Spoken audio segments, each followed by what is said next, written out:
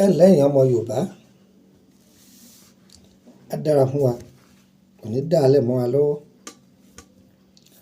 A ti wáyé a bára wa láyé, ayé ti mọ̀ wá, Ọlọ́run má jẹ́ ayé ó fayé hàn wá o. Kò sẹ́ni tí ó wà lẹ́nu iṣẹ́ kan tí ó bẹ̀ lọ́hùn kóhun ó má rí ṣe tàbí kágbéga ó má bá òun. Ayé máa tẹlòmíì, wọ́n máa tẹ̀ ẹ́ mọ́lẹ̀ fi gòkè tí ó sì sẹ́ni tí ó ké fún. Ẹlòmíì pàtẹ ọjà kalẹ̀ ládùúgbò, ayé ti mọ̀ ọ́ tipẹ́, kò rágolo rọ́ọ̀bù ńbẹ̀. Débi yóò ra báírò kọ̀wé. Ẹlòmíì sì dé lójijì, òun ò sùn. Ọ̀rẹ́ mi má sùn o, tó bá sùn, o ò ní sùn. Ẹni ó bá sùn yóò débi tí ń lọ.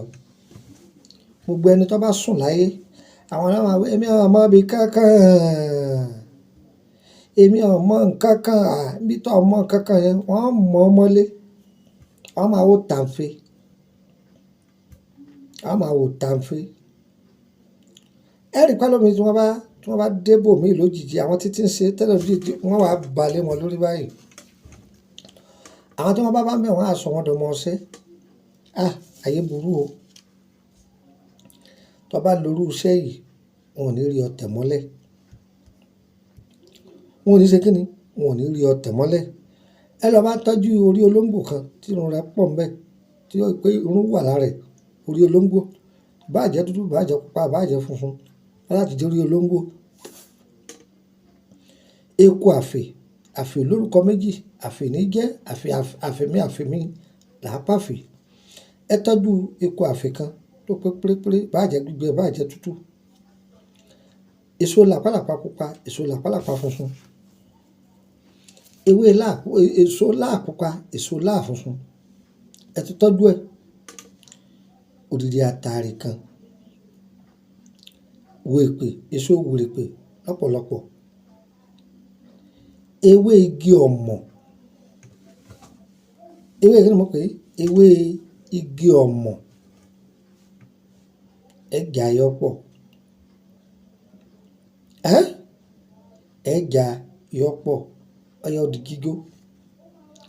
Ẹ bá ti jó tán, ẹ dà á sóyin. Ẹ lè fi mu tíì. Ẹ lè fi mu kókó gbóná. Ẹ sá máa lò ó. Wọn ò ní tẹ̀ ọ́ mọ́lẹ̀, wọn náà gba ayé ṣe rere.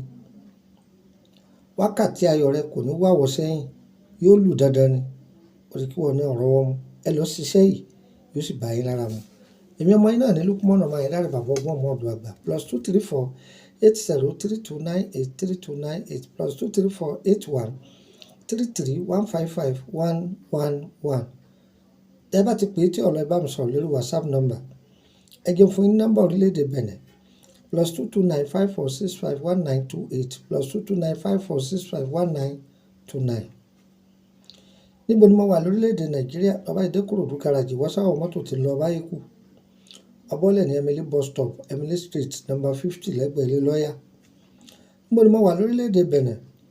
Ní Kútọ́nù. Tó bá ti dé Kòté Dégàkàn, ibi Túndé Motors. Bí ẹ̀yin ọjà Túndé Motors mi wọ́n ń ta àǹtẹ̀kẹ́, ọ̀dọ̀ mi nìyẹn. Tó bá ti pè mí, tó bá ti débẹ̀, á dàrẹ́ẹ̀tì ẹ̀, ó wọlé. Tó á dára fún wa o. Ayé wa o, kò ní yẹ̀ ẹ́ lẹ́ o. Wọ́n tó fẹ́ ra ọṣẹ àpòrò ọ̀fà ní, ọṣẹ àtúndè ní, ìyọ́nú ní, gbogbo ẹ̀ ń bẹ lórílẹ̀-èdè Benin. Ṣùgbọ́n Fẹ́mi ní kíkan.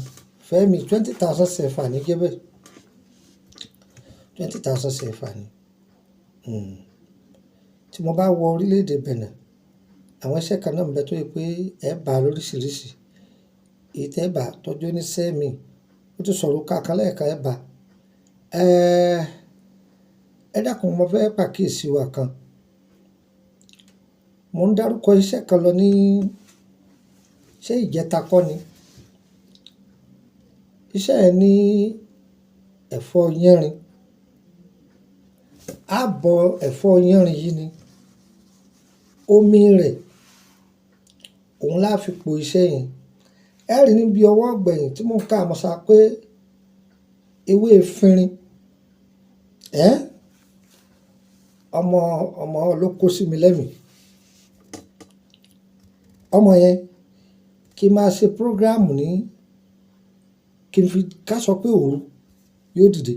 yóò jókòó tì mí mo fi sọ̀rọ̀ ni o kí n ṣe ní ìdájí kùtùkùtù ọmọ kí n ṣe ní ọ̀sán báyìí yóò jókòó tì mí gbogbo ohun tí màá wí lòun náà máa wí bá a ṣe júwe àdúgbò ọmọ táwọn wí ọmọ èké sì ni kì í jọmọ ọdún 6 lọ bá a ṣe júwe àdírẹ́sì gbogbo ẹ̀ yọ ká àfàlejò pérépéré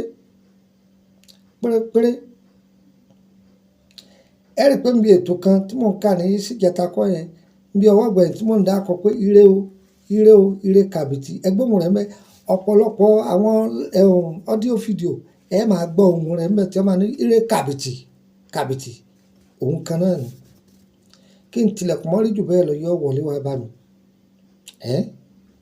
yọ wọlé wá bá mi kọ́ lọ́ọ́ ṣàánú wa ni so kì í ṣe ewé efinrin o ewé yánrin ni o kò sí ewé efinrin bẹ́ẹ̀ o ewé yánrin ṣé ọ̀rọ̀ mi ti yé wa dáadáa báyìí nísìn kò sì jẹ́nu yọ yẹ wá o kò ní yé ẹlẹ́mu tá a fẹ́ elédùn àṣẹ títà fẹ́ ẹlẹ́dàá wa kó lè jìnnà sí wa ẹ má ì tí ì lọ ẹ̀ka ẹ̀ ọ̀kan ń bọ̀.